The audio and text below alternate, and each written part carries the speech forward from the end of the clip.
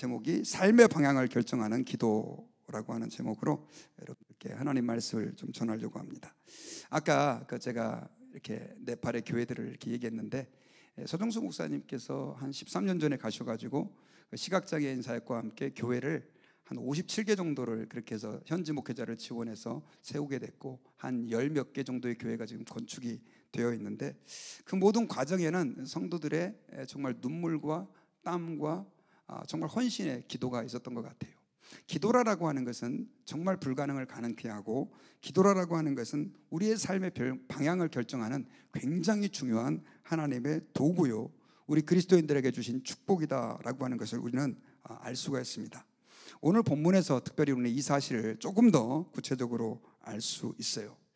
여러분, 우리는 인생을 살아가면서 참 많은 결정을 해야 됩니다. 어린아이를 가진 이 유치원 아이들부터 시작해서, 특별히 엄마는 유치원 아이들 같은 경우는 어느 유치원을 보내야 되느냐, 이런 것부터 시작해가지고 나중에는 대학, 직장, 결혼, 교회까지 수많은 선택의 기로에서 우리는 고민을 하게 됩니다. 근데 이때마다 사람들은 이 선택의 기준이 서로 다른데, 대부분의 사람들은 뭔가를 선택할 때 뭘 기준으로 결정하냐면 이게 얼마만큼 내게 유익이 되느냐라고 하는 걸 가지고 결정을 하잖아요.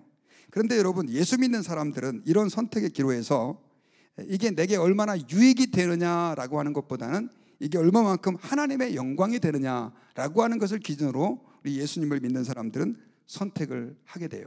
여러분들도 좀 그런 기준으로 선택하시죠? 예, 아멘입니다. 그런데 문제는 우리가 그걸 알고 있지만 막상 이 땅에서 어떤 선택을 할 때 하나님이 기뻐하는 기준, 하나님이 원하는 방식대로 선택한다는 게 이게 쉽지 않아요. 왜냐하면 우리도 모르는 사이에 사람들이 요구하고 사람들이 좋다고 생각하는 대로 따라가려고 하는 그러한 경향들이 있어요. 이게 옳다라고 생각을 했는데도 불구하고 가족들이 반대하다든가, 혹은 친한 사람들이 그거 아닌 것 같아 라고 말하면 우리도 모르는 사이에 방향을 틀어버려서 그들의 요구를 따라갈 때가 많이 있어요. 여러분, 아담과 하와가 하나님 앞에 선악과를 따먹는 큰 죄를 졌지 않습니까? 그런데 실제적인 그 선악과를 따먹은 장본인은 하나님의 기준으로 봤을 때는 아담인데, 이 아담이 어떻게 선악과를 따먹게 됐느냐? 그것이 분명히 하나님 앞에 죄인 줄을 알면서도 그의 가장 사랑하는, 가장 가까웠던 아내가 선악과를 주니까 이게 하나님의 뜻이 아닌 걸 알면서도 아담은 선악과를 따먹어 버린 거예요. 사람에 끌려서 결국 죄를 짓게 된 것이다 라고 하는 것입니다. 그러다 보니까 죄성을 가진 우리 인간에게는 그런 일들이 너무너무 많이 일어나고 있다라고 하는 것이죠. 내가 이것이 하나님이 기뻐하는 것이 아님에도 불구하고 사람들의 요구를 따라서 그 일을 행하고, 또 이것이 하나님이 기뻐하는 걸 알면서도 불구하고 잘 못하는 것이 사람들이 그걸 기뻐하지 않을 거라고 생각하니까 거기에 쏠리는 일들이 많이 있다는 거죠. 여러분이 오늘 본문에서는 우리가 이러한 삶의 현장에서 고민하는 우리에게 어떻게 하면 하나님의 뜻을 따라 사는지를 가르쳐주는, 또 깨닫게 해주는 굉장히 중요한 이 스토리가 오늘 성경 가운데 묘사되어 있어요. 바로 예수님께서 그러한 상황에서 하나님의 뜻을 따라 철저하게 결정하시면서 그 길을 걸어가셨다는 것이죠.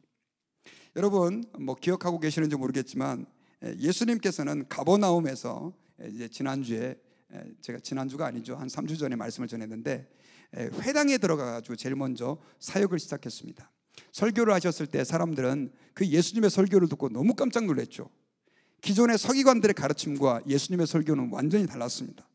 너무나 실제적이고 구체적이고, 또 하나님의 그 말씀이 귀에 쏙쏙 들어오도록 또 권위 있는 자처럼 가르치는 그 말씀에 은혜를 많이 받았어요. 그리고 그 회당에 마침 귀신 들린 사람이 있었는데, 예수님께서는 그 귀신 들린 사람에게서 귀신을 쫓아내므로, 구약 시대까지만 해도, 예수님 오시기 전까지만 해도 그렇게 성경에 귀신을 쫓아내는 얘기가 나오지 않지만, 예수님은 이 땅에 오신 메시아로서 이제는 하나님의 나라를 선포하면서 귀신을 쫓아내면서 이제는 주님의 권능이 도래했다, 하나님의 나라가 임했다는 거 하는 것을 아주 실제적으로 보여주셨습니다. 혜성처럼 등장한 이런 예수님의 사역, 또 말씀은 아주 삽시간에 온 갈릴리 지역에 소문이 되어서 퍼지게 됩니다. 그런데 여기에 더 도화선이 된 사건이 있었는데, 그게 바로 뭐냐면 예수님께서 회당을 나가셔서 해가 질 저녁 때쯤 되었을 때 베드로의 장모님의 집으로 가게 됐습니다. 그 베드로의 장모님 집에는 베드로의 집에 가게 됐어요. 그런데 그 베드로의 집에는 장모님이 마침 와 있었던 거예요. 아마 그 베드로의 와이프의 아내의 어머님이 병이 들었는데 돌봐줄 사람이 없다 보니까 아마 베드로의 아내가 그 어머니를 그 집에 데리고 와가지고 아마 모시고 있었던 것 같습니다. 그래 예수님께서 그 어머니가 열병에 걸려 있었는데 이걸 보고 굉장히 안타깝게 생각하셨어요. 열병이다라고 하는 것은 오늘날 구체적으로 무슨 병인지 모르겠지만 누가복음을 보면 이 누가는 직업이 의사였습니다. 굉장히 중한 병이었다, 중한 열병이었다라고 하는 걸 표현하는 걸 보면 굉장히 심각한 병이었던 것으로 보여요. 오늘날 말라리아나 혹은 장티푸스 혹은 감염성 질환의 어떤 일환으로서 열이 굉장히 많이 발생하고 쉽게 떨어지지 않는, 죽을 수도 있는 위험한 병이었습니다. 그런데 예수님께서 그 베드로의 장모님의 손을 잡아서 그대로 일으키면서 그 여인에게 있었던 중했던 질병이 도저히 어떤 방법으로 낫지 않았던 그 질병이 깨끗하게 치료된 거예요. 할렐루야. 이게 얼마나 놀랍습니까? 그런데 이 사건까지 겹치면서 계속해서 귀신이 쫓아가고, 그리고 예수님 그리스도의 권능의 말씀이 선포되고, 그리고 장모의 그 병이 그 순간 거기서 나아버리고 하면서 이제는 사람들에게 걷잡을 수 없이 예수님에 대한 소문이 퍼져나갔는데 문제가 생겼어요. 어떤 문제가 생겼냐면 동네방네 소문이 다 퍼지다 보니까 사람들이 이제는 예수님에게 치료를 받기 위해서 그 집 문 앞에 말 그대로 벌떼같이 몰려들게 된 것입니다. 동네에 있는 모든 사람들이 각색 병자와 귀신 들리자까지 예수님의 머물고 있는 그 베드로의 집 문 앞에 말 그대로 바글바글 모여든 거예요. 예수님은 그들을 거절하지 아니하시고 한 사람씩 한 사람씩 이제 병을 다 고쳐주십니다. 그리고 귀신을 쫓아내 주셔요. 그러다 보니까 너무 밤이 깊은 겁니다. 그래서 다 못 고치고 아마 이제 다음 날 오라라고 돌려보내고 예수님과 제자들은 이제 피곤함을 이제 달래기 위해서 잠깐 이렇게 잠을 잤습니다. 얼마나 잤을까? 밖에서 잠들었는데 새벽부터 막 문을 두들기는 소리가 들린 거예요. 어제 치료받지 못했던 사람들이 다시 그 다음날 새벽에 찾아온 겁니다. 언제 우리가 이 예수님에게 치유 은혜를 받을 수 있을 것이냐 하는 마음으로 새벽부터 온 거예요. 그리고 아마 그 전에 오지 못했던 사람까지 더 같이 데리고 이렇게 이 새벽에 예수님을 찾아온 것 같아요. 그렇게 예수님을 찾는데 문제는 제자들이 깨보니까 병을 고쳐줘야 될 예수님이, 자기와 함께 주무시고 계시던 예수님이 계셔요, 안 계셔요? 그 자리에 안 계신 거예요. 그래가지고 예수님 어디 가셨나 찾아봤더니 예수님이 저 한적한 곳에, 산 쪽인지 들 쪽인지는 성경에 기록되어 있지 않지만 그 집에서 한참 떨어진 곳에서 혼자 뭐하고 계셨더라? 기도하고 계셨더라는 거예요. 그래가지고 기도하는 예수님에게 제자들이 찾아가가지고 예수님, 사람들이 어저께 밤에 갔던 사람들이 지금 새벽부터 찾아와가지고 예수님에게 치료를 요청합니다. 예수님 좀 가서 고쳐주셔야죠 라고 얘기를 했을 때 예수님께서 굉장히 충격적인 얘기를 하세요. 이게 마가복음 1장 38절에 나온 말씀인데요, 우리 같이 한번 읽어볼까요? 자, 시작. 이르시되 우리가 다른 가까운 마을들로 가자. 거기서도 전도하리니 내가 이를 위하여 왔노라 하시고. 자, 여기 보니까 예수님께서는 지금 무슨 얘기를 하고 계십니까? 다른 마을로 가자. 거기서도 내가 전도하리니 내가 이를 위하여 왔노라. 이 말은 예수님에게 치료를 요청하고 있는 그 많은 사람들을 예수님은 지금 외면하시고 버리시고 다른 마을들로 가자고 그러는 거예요. 정말 이해하기 힘든 말씀이죠. 여러분, 예수님은 별명이 뭡니까? 사랑의 예수님 아닙니까? 그리고 그 사람들을 긍휼히 여기시는 분 아니에요. 그런데 그렇게 찾아온 병자들을 예수님은 지금 거들떠도 안 보시고 버리시고 외면하시고 다른 마을들로 가겠다는 것입니다. 자, 여기서 우리가 굉장히 중요한 사실 한 가지를 깨달을 수 있는데, 예수님께서는 여러분 왜 그 새벽부터 온 귀신 들린 사람들, 또 병으로 고통당하는 사람들을 더 치료해 주지 아니하시고 다른 마을들로 가자고 결정하셨을까요? 여기에는 지금 여러 가지 학설들도 있고 이유들도 있는데, 사실 저는 성경에서 예수님께서 그 이유를 우리에게 구체적으로 보여주고 계세요. 그게 바로 이제 38절 다시 한 번만 보여주시면요, 여기에 보면 예수님이 그 이유를 설명하세요. 자, 우리 한 번만 더 우리 노란색 글자에 주의해서 읽어보십시다. 시작. 이르시되 우리가 다른 가까운 마을들로 가자. 거기서도 뭐하리니? 전도하리니 내가 이를 위하여 왔노라 하시고. 자, 예수님께서는 다른 마을들로 가자, 내가 거기서 전도해야 되겠다라고 말하면서 전도를 이유로 그 사람들을 외면하고 다른 마을들로 가기로 결정한 거예요. 여러분은 믿음이 좋으셔서 이런 성경 구절 읽으시면서도 별로 시험 안 당하셨겠지만 저는 처음에 이 구절을 읽었을 때 굉장히 놀랐어요. 예수님께서 사랑이 많다고 하시면서 어떻게 사람들을 그렇게 외면하시고 냉정하게 다른 마을들로 가버리셨을까? 그런데 그 이유가 바로 예수님은 뭐 하기 위해서요? 전도하기 위해서. 특별히 여기 전도라라고 하는 말은 오늘날 우리가 전도지 나눠주면서 예수 믿으세요, 예수 믿으세요 하는 것과는 조금 달라요. 헬라 원문에는 케리소라고 하는 단어가 쓰였는데 이 말은 전달한다, 선포한다는 의미가 담겨 있어요. 이 전달한다, 선포한다라고 하는 말은 성경에 항상 같이 나오는 게 있는데 그게 바로 뭐냐면 복음이라고 하는 단어예요. 그리고 하나님의 나라라고 하는 단어예요. 그러니까 예수님께서 여기서 전도한다라고 하는 개념은 다른 사람으로 하여금 예수를 믿게 하겠다라고 하는 표현보다는 하나님의 나라의 복음을 전하기 위해서 예수님은 지금 수많은 병자를 외면하고 다른 마을들로 가자고 한 것이에요. 예수님은 마음을 아시는 분이셨어요. 실제로 여러분, 예수님은 이 땅에 오셔서 귀신도 쫓아내주시고 병자도 고치셨지만 예수님은 그것이 예수님의 사역의 본질이 아니었다는 것입니다. 뭐가 본질이었어요? 사람들로 하여금 복음을 전파하게 하는 거예요. 그러니까 귀신을 쫓아내주는 것도 그렇고 병자를 고쳐주는 것도 그렇고 예수님께서 의도하셨던 것은 그들이 복음을 믿는 것이고 하나님의 나라를 아는 것이었었어요. 근데 사람들은 그거엔 별로 관심이 없고 뭐에 관심이 있어요? 내 병 고쳐주는 것, 내 문제 해결해 주는 것, 그것만 원하는 거예요. 그러니까 예수님께서 이제 됐다 하고 그들을 외면하시고 내가 이 땅에서 한 3년 정도 공생의 사역을 하게 되는데 가장 중요한 사역은 복음을 전하는 것이다 라고 생각을 하고 그 지역을 과감하게 떠나기로 결정하신 것입니다. 여러분, 이 사실은 오늘날 교회가 어디에 포커스를 맞추고 무엇이 중요한지를 다시 한번 가르쳐주는 중요한 교훈이에요. 여러분, 교회 오셔서 병 낫는 거 좋습니까? 안 좋습니까? 좋죠. 문제 해결되면 좋습니까? 안 좋습니까? 좋죠. 근데 여러분, 많은 사람들이 교회에 와서 병 낫고 문제 해결 받는 것만이 본질이라고 생각하는 사람들이 있다는 거죠. 여러분, 그것은 예수님이 추구하셨던 본질이 아닙니다. 저는 여러분들이 교회 오셔서 병 고침도 받고 문제도 해결받기를 원합니다. 그러나 주님께서 의도하신 것, 그게 다가 아니라는 거예요. 더 중요한 것은 우리가 이 모든 과정을 통해서 가장 주님이 의도하셨던 복음을 경험하는 것입니다. 하나님의 나라를 경험해야 되는 것이죠. 교회는 복음이 가장 소중한 것입니다. 그렇다면 여러분들에게 제가 한번 여쭤볼게요. 복음이 뭡니까?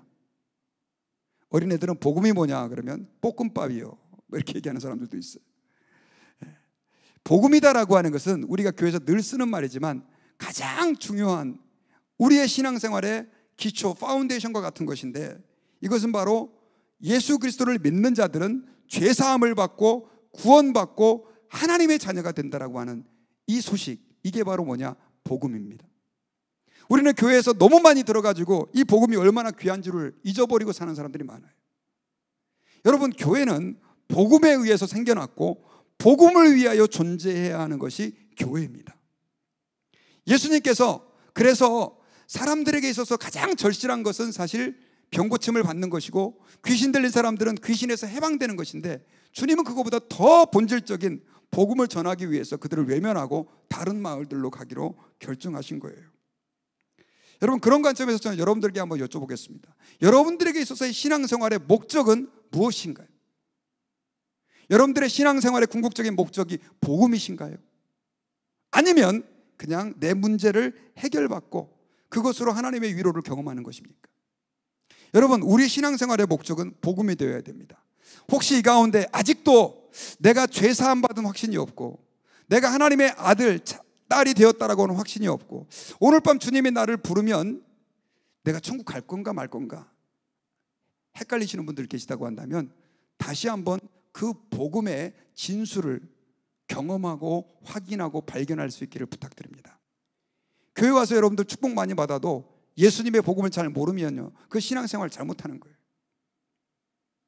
조금 내가 이 땅에 고난이 있고 고통이 있고 문제가 있어도 여러분들이 복음을 이미 발견하셨다고 한다면 여러분들은 하나님 앞에서 축복받은 사람인 줄을 믿으시기를 주의 이름으로 축원합니다.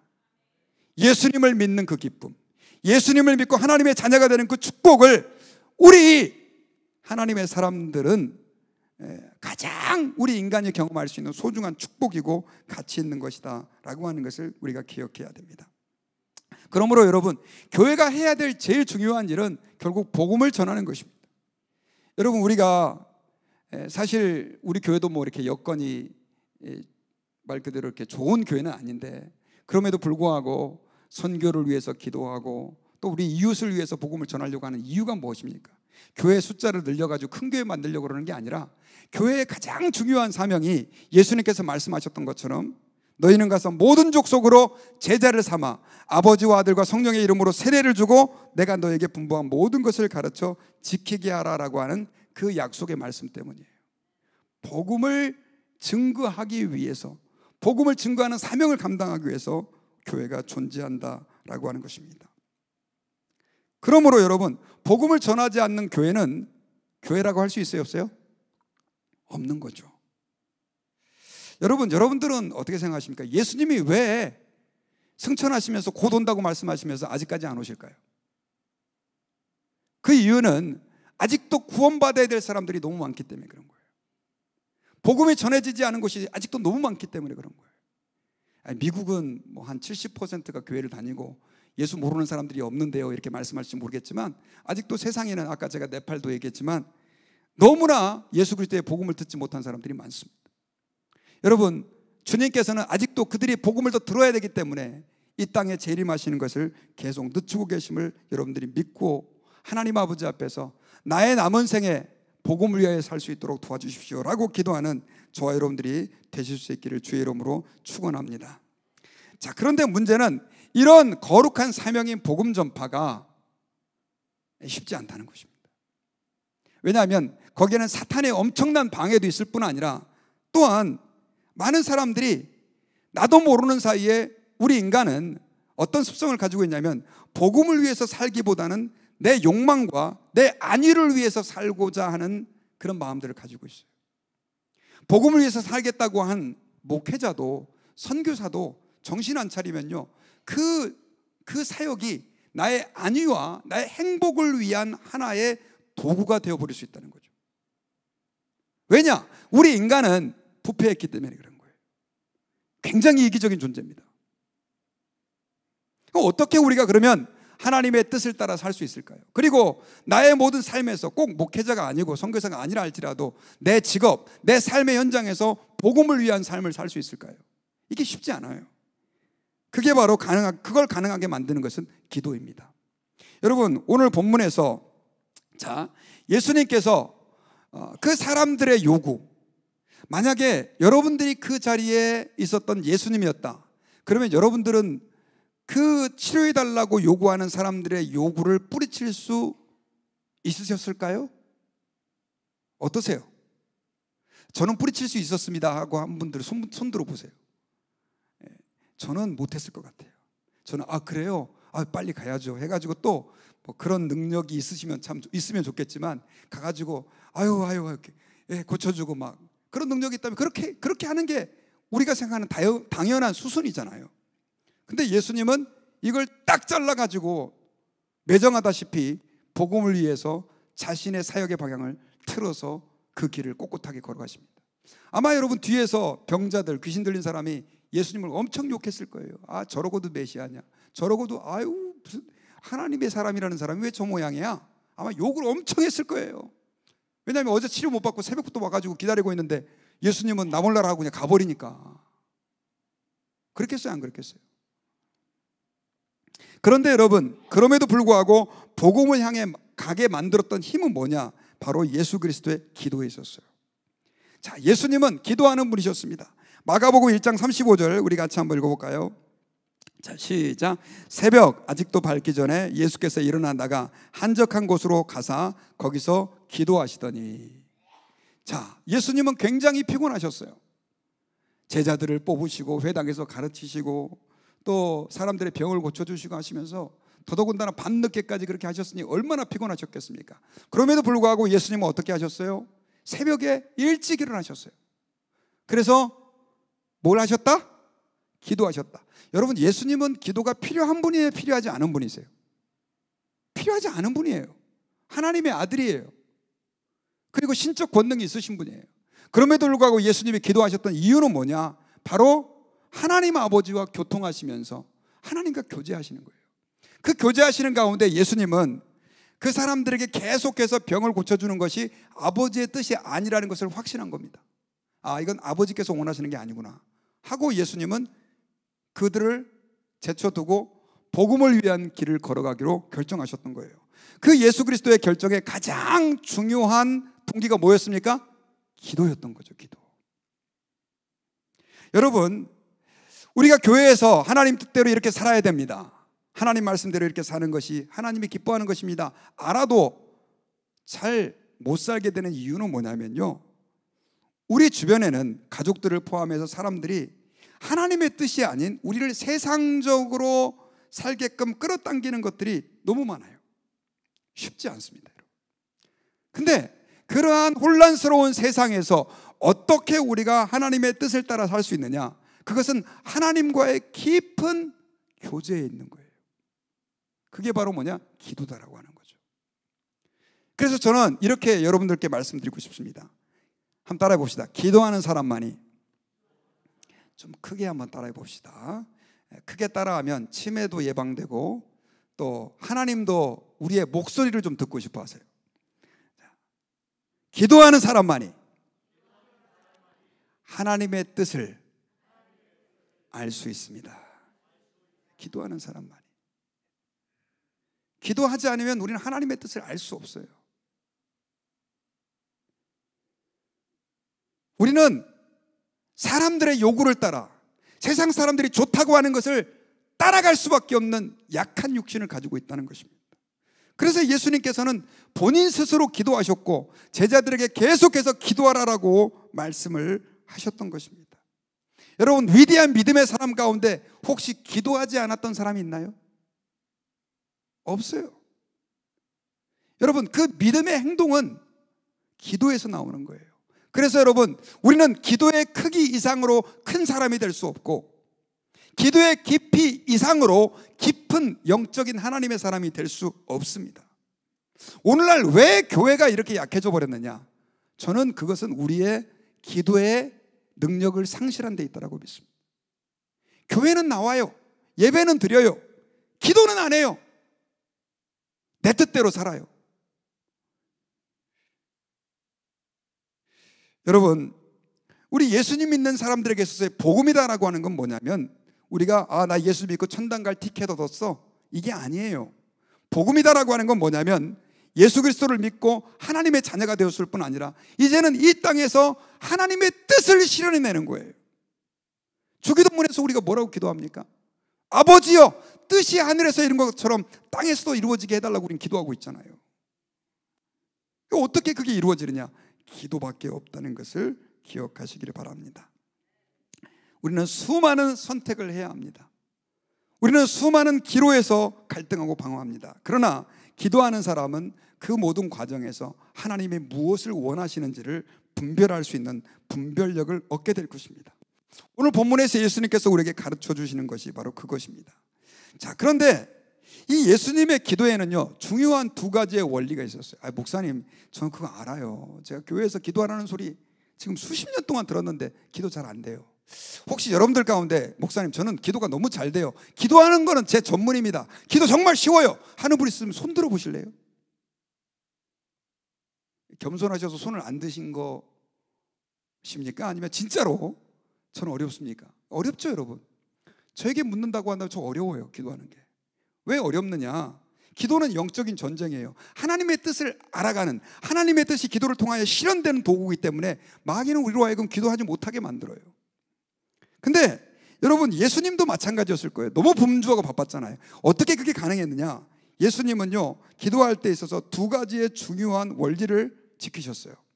그게 바로 뭐냐? 바로 기도의 시간과 장소입니다. 자, 우리 1장 35절 다시 한번 읽어봅시다. 자, 시작. 새벽 아직도 밝기 전에 예수께서 일어나 나가 한적한 곳으로 가사 거기서 기도하시더니. 자, 여기서 예수님께서는요, 기도의 두 가지 원리를 실천하셨는데 그 첫 번째가 뭐냐면 시간에 있어서 예수님은 새벽을 선택하셨어요. 자, 새벽. 왜, 여러분들에게 여쭤볼게요. 예수님 왜 새벽에 기도하셨을까요? 새벽에는 하나님의 은혜가 더 우리에게 강하게 쏟아지고 뭐 어쩌고 저쩌고 이유들을 많이 될 수 있는데 이유는 간단합니다. 방해받지 않는 시간이었어요. 방해받지 않는 시간. 저는 여러분들이 아침의 첫 시간, 새벽 첫 시간을 주님께로 나와 기도할 수 있기를 바랍니다. 우리 삶에 정말 하나님 뜻대로 사는 것이 중요하다고 한다면 우리는 방해받지 않는 시간을 찾아야 되는데 이게 어려워요. 사실은 새벽 시간이 제일 좋습니다. 저도 목회자지만요, 이렇게 아침 새벽 시간을 놓쳐버리면 기도할 시간을 확보한다는 게 너무 어려워요. 그래서 여러분, 우리가 새벽을 깨워야 된다라고 하는 얘기가 뭐냐면 하나님 앞에 기도할 시간을 확보하기 위해서 그렇게 하는 거예요. 그리고 또 한 가지는 한적한 장소예요. 방해받지 않는 장소. 아무리 방해받지 않는 시간을 내가 선택한다 할지라도 사람들에게 방해받는 장소라고 한다면 또 곤란하죠. 그래서 여러분, 예수님께서는 늘 기도하실 때마다 방해받지 않는 시간, 방해받지 않는 장소에서 하나님과 교제했던 거예요. 오늘날 여러분, 우리가 기도하에 승리하기 위해서는 이 두 가지 원리를 기억해야 됩니다. 방해받지 않는 시간과 방해받지 않는 장소를 선택할 때 우리는 기도에 승리할 수 있어요. 그렇게 할 때 여러분, 우리는 하나님 아버지 앞에서 정말 이 땅에서 하나님의 뜻을 실현할 수 있는 하나님의 도구들이 될 수 있다고 하는 것을 여러분들이 기억하실 수 있기를 주님의 이름으로 부탁드립니다. 여러분, 기도다라고 하는 것은 그런 관점에서 우리의 신앙생활을 또 우리의 삶을 좌우하는 바로미터다, 또 기준이다라고 얘기해도 과언이 아닙니다. 내가 아무리 많은 일들을 이루고 또 놀라운 일들을 성취한다 할지라도 기도하지 않는 사람들은 그것이 결국 하나님의 영광이 아니라 나의 욕심을 추구하는 과정, 도구가 되어버릴 수도 있다는 사실을 여러분 기억해야 됩니다. 기도는 그래서 우리 삶에 있어서 가장 기초가 되어야 하고, 이 땅에서 내가 하나님의 뜻을 실현하기를 원한다고 한다면 우리가 힘을 다해서 쏟아야만 하는 경건의 연습인 것을 기억하시기를 바랍니다.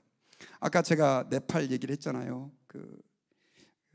이렇게 가면서 한 12시간 차량 운행해서 가는데 거의 저희가 12시간보다도 거의 하루를 다 시간을 쏟아버렸어요. 그 이유가 뭐냐니까 자동차가 정비가 안 돼 있으니까, 이 자동차가 정비가 안 돼 있으니까 타이어가 뻥끈하고, 그다음에 엔진이 또 이렇게 이렇게 그 쿨런트죠. 그러니까 냉각수가 이렇게 제대로 교체되지 않고 이런 것들이 자꾸 문제가 생겨가지고 계속 문제가 생기니까 일이 안 되는 거예요.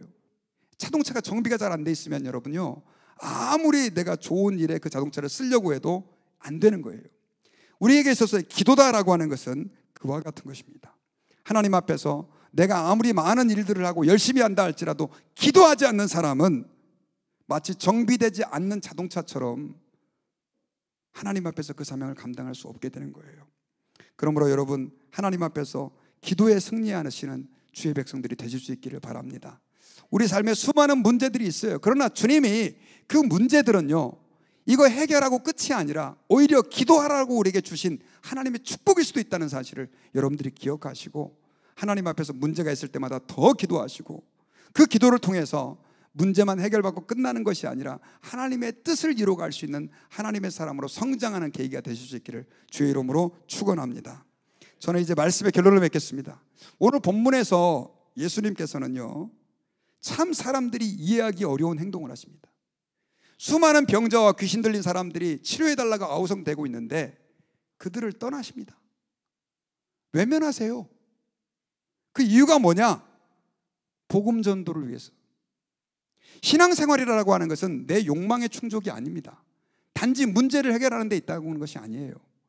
하나님의 복음에 있는 거예요. 가장 우리에게 소중한 것은 복음이고, 그 복음을 증거하고 하나님의 뜻을 이뤄가는 것이 가장 소중한 것입니다.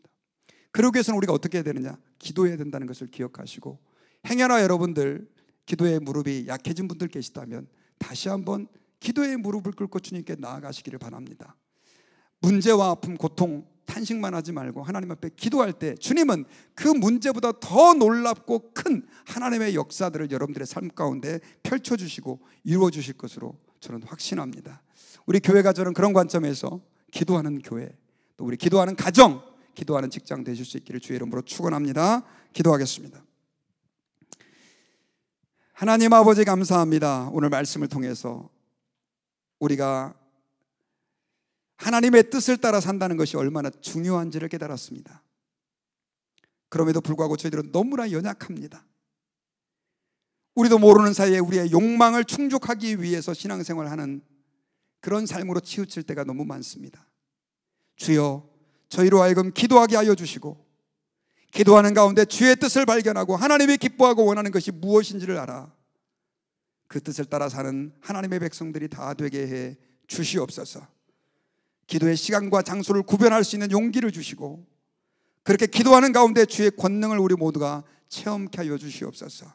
우리를 통하여 하나님의 나라가 임하게 하시고 복음이 온 땅에 아름답게 선포되게 도와 주옵소서. 예수님의 이름으로 기도하옵나이다. 아멘.